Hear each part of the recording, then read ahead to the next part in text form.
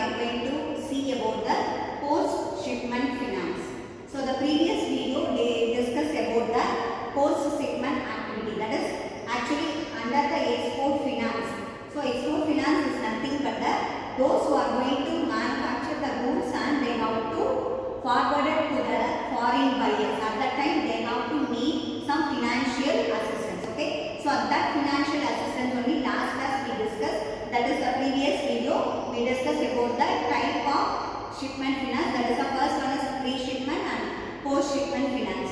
So now we are going to discuss about the post-shipment finance. So this is the main under the particular topic we have to discuss one by one in detail in this video. So post-shipment finance is nothing but actually the financial assistance provided by the bank after shipping of the product. That is called the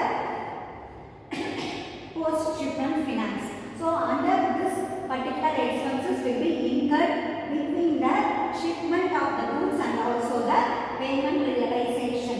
So actually this post-shipment finance we have to make it under the three category of financial activity. One is short term and medium term and long term. So under the post-shipment finance is coming under the only the short term financial activity.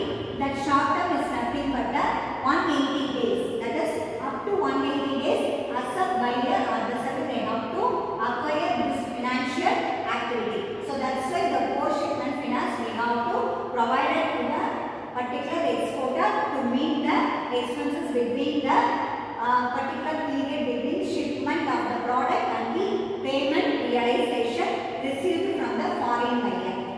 Next we move to the purpose. So what is the purpose? We are acquiring the post-shipment finance.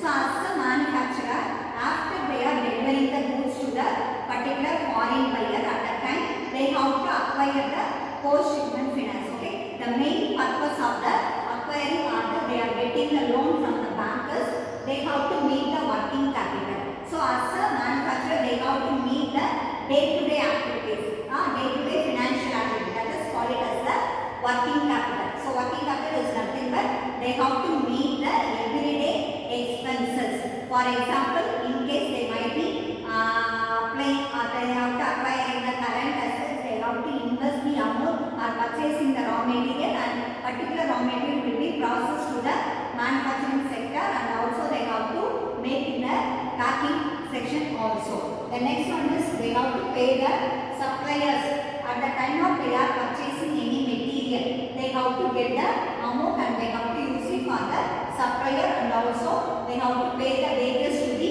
worker.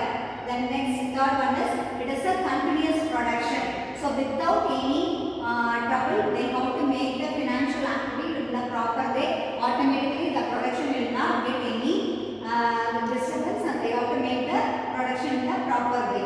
The next one is they have to avoid liquidity issue. So liquidity is nothing but suppose liquid asset as a manufacturer they have to retain. So liquid asset is nothing but easily they have to convert as a cash in the within a second or within a period of the particular day. So say for example liquid asset we can take the ready cash, or sometimes we have to make the raw material we can easily convert it as a cash, or some people they have to retain the stock of the material. Stock of the material is nothing but the stock of the end product. So that particular end product also we have to easily convert as a cash. So that's why we have to call it as under the account statement we call it as a liquidity asset.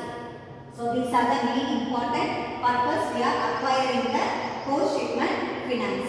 Next we move to the what are the features under the post-shipment finance.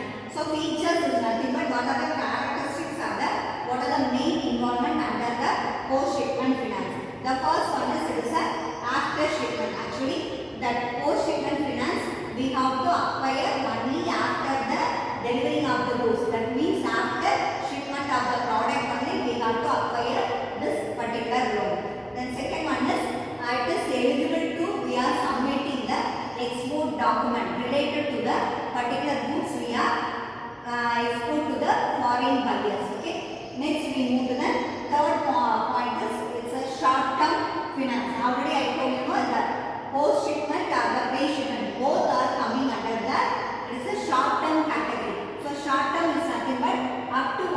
days that particular